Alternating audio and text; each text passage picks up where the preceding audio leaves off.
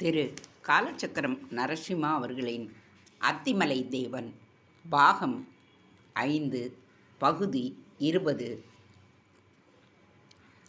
என்னை மன்னித்து விடு நண்பா.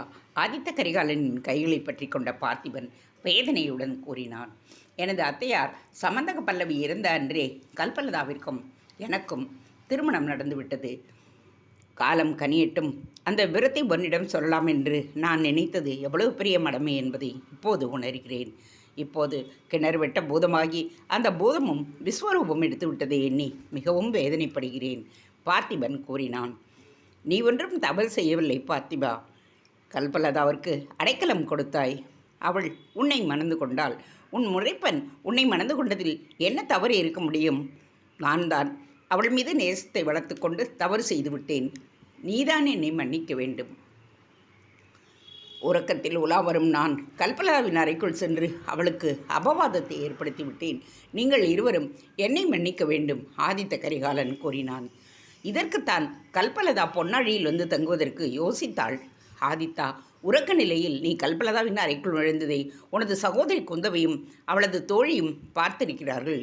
எனவே என் குழந்தையை தப்பான கண்ணோட்டத்தில் பார்க்கிறார்கள். உன்னை மறந்த நிலையில் நீதான் அவளது அறைக்கு சென்று தவறு செய்து விட்டாய் என்று கருதுகிறார்கள். அவள் அப்படி கருதுவது மிகவும் ஆபத்து பார்த்திபா.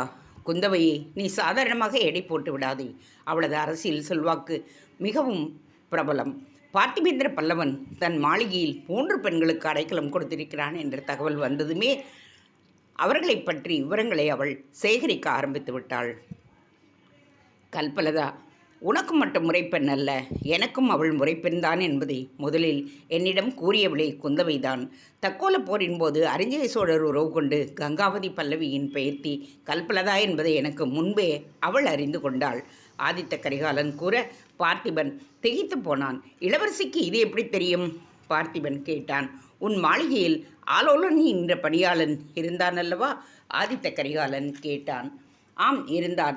நான் பொன்னாழியில் தங்கப் போகிறேன் என்றதும் பணியில் இருந்து விலகி கொண்டான், பார்த்திபன் கூறினான்.